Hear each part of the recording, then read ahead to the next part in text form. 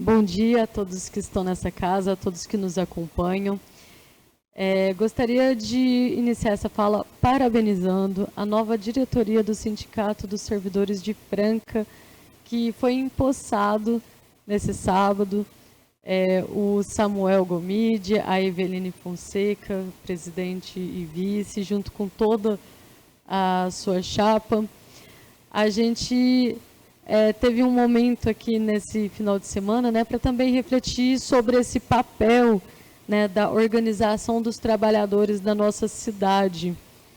Depois do dissídio deste ano, como foi, assim como aconteceu nos outros anos, mas foi a minha primeira experiência, ver acontecer um dissídio totalmente sem o diálogo, sem um entendimento em comum entre as partes, sem ter pacificado antes de vir para ser votado nessa casa.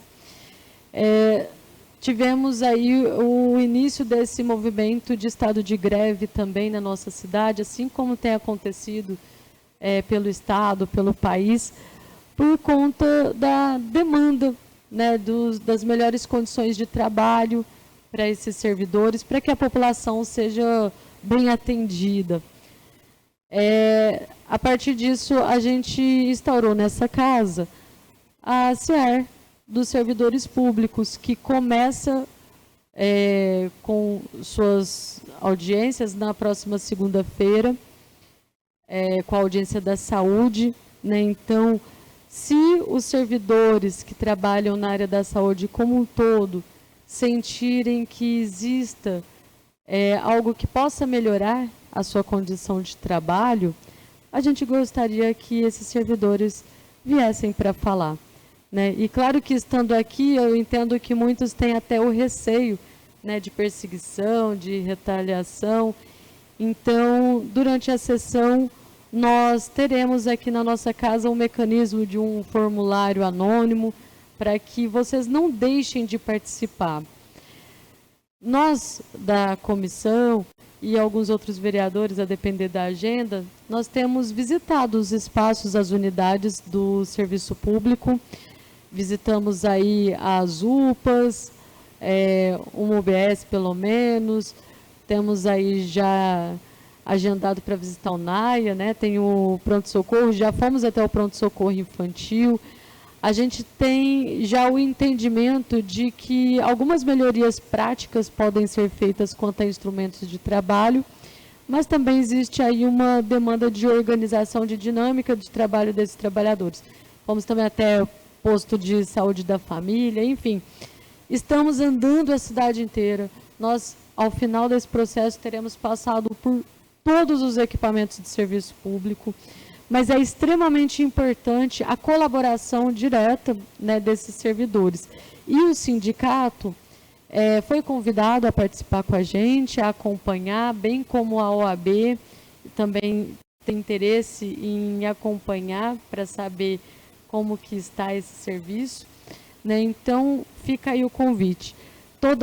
Nas próximas 3 semanas, né, toda segunda e quarta-feira às 18h30, a audiência pública de um setor, a começar pela educação, pela saúde, depois pela educação, assistência social e assim por diante. Eu gostaria de comentar também um pouco sobre o transporte público, né? O TID hoje colocou aí requerimentos para saber sobre viabilidade, né, do tarifa zero, e bem como indicação para alguns itens que não constam no edital e que a gente também vem falando. Essa casa tem uma enorme responsabilidade em debater, né, o Frei Sérgio bem disse. Eu também não estou aqui para defender um posicionamento fechado. E acho que a gente tem que refletir muito bem esse edital, o que vai ter e como são os mecanismos, principalmente de fiscalização do cumprimento do contrato. Mas já estou também num estudo há alguns meses com o Instituto GEVI, mencionei anteriormente, que é um instituto que tem implementado o tarifa zero em diversas cidades do Brasil. Hoje são mais de 130 cidades. Entendo que seria o plano ideal, né, para todo o transporte público do país inteiro, como bem disse, é um direito constitucional de ir e vir e poder ter acesso à cidade. E no Instituto GV, eles já também prevêem que, aumentando o acesso das pessoas, aumenta até a arrecadação de imposto, consumo, né? O ISS de algumas cidades subiram 4% no primeiro ano, só por conta dessa iniciativa. E eu vou apresentar futuramente esse estudo que prévio, né, que já foi feito, inclusive da tarifa zero para a cidade de Franca, viu, Francérgio? Baseado na quantidade de usuários e na receita de 1,6 bilhões, que fala que o investimento para ter um transporte universal gratuito em Franca seria necessário 43 milhões por ano. Mas se vai, então, subsidiar com 22 milhões, então o desconto nessa tarifa deveria ser maior ainda, além desse R$1 que está proposto. E tem também lá na cláusula 19 sobre o subsídio e os riscos, né, sob demanda, que o subsídio ele será avaliado mensalmente, né, pela empresa, assim como tudo o que acontecer nesse transporte mensalmente, e mensalmente vai ser enviado para que a prefeitura, para que a Indef, se cumprir dela permanecer, de existir, e a Indef vai ter 5 dias para contestar ou não. E não pode atrasar, mesmo dentro dessa contestação.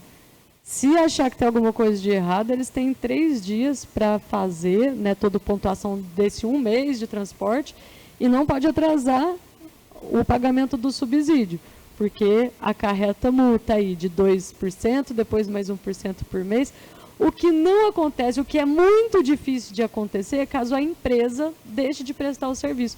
Porque mesmo no contrato, existe uma falha que a gente também tem que avaliar, que é o tipo de processo administrativo que eles terão que abrir para julgar cada item que eles deixarem de oferecer, né? E se eles deixarem de oferecer absolutamente tudo do transporte, travar, né? Deixar a cidade na mão, para a cidade parar, já que não tem nenhum plano de contenção nesse contrato, a multa é de 0,2% do valor de investimento da empresa. E aí, só para encerrando, né, já que todos estão falando em números, o valor do contrato para esses anos todos é de 851 bilhões, 251 milhões, 429 mil, aí garantindo a tarifa, né, o valor estimado da receita tarifária e do subsídio, sendo que a empresa mesmo, nesse período, vai ter que investir pouco mais de 108 milhões. Né? Então, assim, existe uma disparidade de investimento, existem faltas de mecanismo de penalização e de fiscalização, e a gente vai ter que discutir muito para não passar de qualquer jeito, porque são 25 anos de transporte adiante. Só uma parte, Marília, rapidinho, claro, sobre a conta. Eu acho que, não sei se você cometeu um equívoco, sobre os números. Se você falou de 40 e poucos milhões para subsidiar 100% a tarifa, nós estamos falando de R$4, e aí você disse que teria que ser muito menor, é uma questão matemática. Se a tarifa hoje, sem subsídio nenhum, seria R$ 8,50 e vai custar R$4, vai custar menos da metade. Ou seja, 22 milhões é exatamente a metade dos 40 e poucos que você falou. Então, eu não entendi sua conta. Isso é no cenário em que o transporte ele é tarifa zero para todos os usuários. Exato, mas é o que eu acabei de falar. Ué. Olha só. Existe hoje, nessa conta também? Então... Não, só para fazer a conta, porque aí é uma questão matemática. Se nós temos 22 milhões de subsídio para cobrar R$4, e se você acabou de falar que 40 e poucos milhões para ser 100% para a população gratuito, é a mesma conta. Então não tem disparidade nos valores. E agora, quanto a esse número que você falou aí, que é disparidade de 800 e tantos milhões, é só você fazer a conta do subsídio vezes 20 anos. Não tem, essa questão matemática, eu acho que você cometeu um equívoco, mas respeito o seu posicionamento e concordo com Vossa Excelência que nós temos que debater realmente esse projeto. Como eu disse, eu vou depois, né, na nossa discussão, eu trago mais detalhadamente os números, incluindo as responsabilidades que vêm com eles. né? O senhor bem disse aqui na sessão passada que vereadores que pedem cobertura em ponto de ônibus está fazendo palanque porque não é atribuição da empresa. Não, eu não falei que não é, mas sobre ponto de ônibus, eu só falei que pelo contrato vigente, quando fala aí na frente que a empresa, por exemplo, que está hoje, não coloca pontos de ônibus onde precisava ter, ou coberturas onde precisava ter, nós estaríamos ali, no caso, falando do contrato vigente.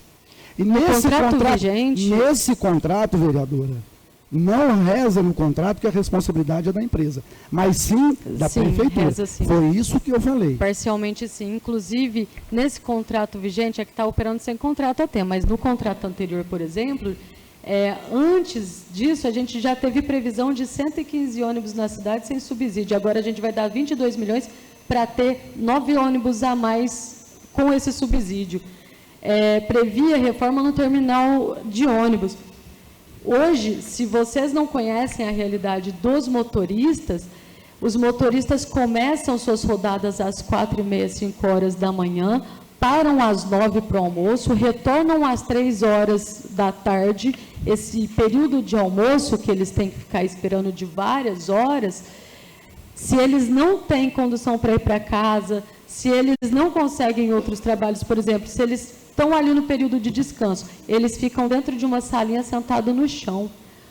O banheiro deles é quebrado, muitas vezes eles utilizam o banheiro dos usuários, é um banheiro para os funcionários, homens e mulheres, de mais de 100 motoristas, que fica lá no terminal.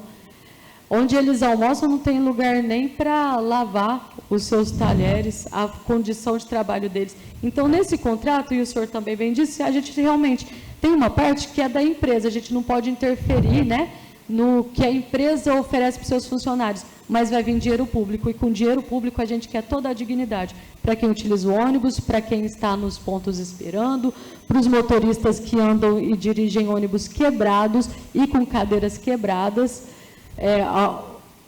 piorando a sua situação de saúde, situações indignas de trabalho. Eu acho que a gente tem sim que considerar tudo isso nesse próximo contrato. Obrigada.